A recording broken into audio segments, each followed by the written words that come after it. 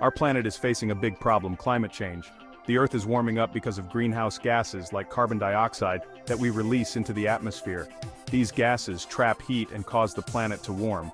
Net zero is a plan to stop the planet from getting too hot. It means we need to stop adding greenhouse gases to the atmosphere. Imagine a bathtub filling up with water.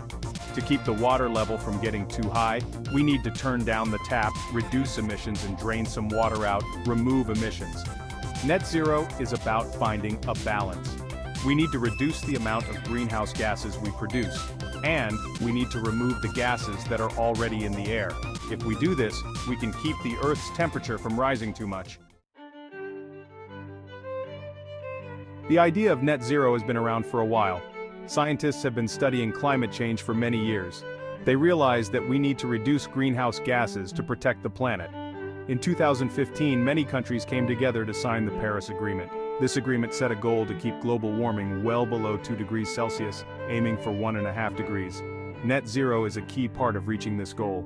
Since the Paris Agreement, many countries and companies have set their own net zero targets. They are making plans to reduce their emissions and invest in technologies to remove greenhouse gases from the atmosphere. Reaching net zero is a big challenge, but it is possible.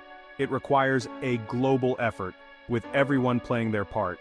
We need to change the way we live and work to reduce our reliance on fossil fuels. One important step is to switch to cleaner energy sources. Instead of burning coal, oil, and gas, we can use renewable energy like solar and wind power. These sources don't produce greenhouse gases. We also need to make our homes, buildings, and transportation more energy efficient.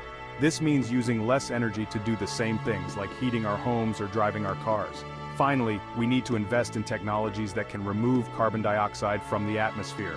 This includes planting trees which absorb carbon dioxide as they grow, and developing new technologies that can capture and store carbon dioxide emissions. Section 4. The challenges of achieving net zero. While the goal of net zero is widely supported, there are challenges to overcome. One of the biggest challenges is the need for global cooperation. Climate change is a global problem, and it requires a global solution. Another challenge is the cost of transitioning to a net zero economy. Investing in renewable energy, improving energy efficiency, and developing new technologies will require significant investment. However, it's important to remember that the cost of inaction on climate change is far greater. Some people are concerned that the transition to net zero will lead to job losses in industries like fossil fuels. However, many new jobs will be created in sectors like renewable energy and energy efficiency.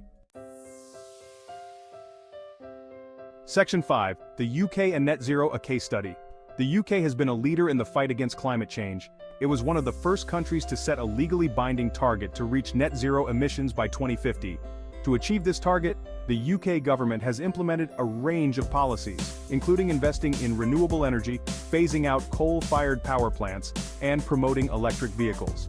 The UK is also home to a number of innovative companies that are developing new technologies to reduce emissions and remove carbon dioxide from the atmosphere.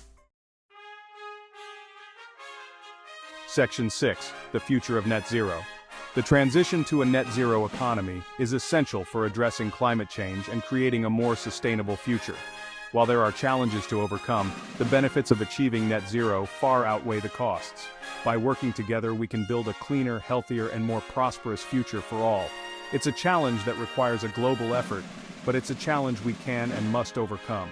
The future of net zero is bright. As we continue to innovate and develop new technologies, the cost of renewable energy and carbon removal will continue to fall. This will make it easier for countries and companies to transition to a net zero economy.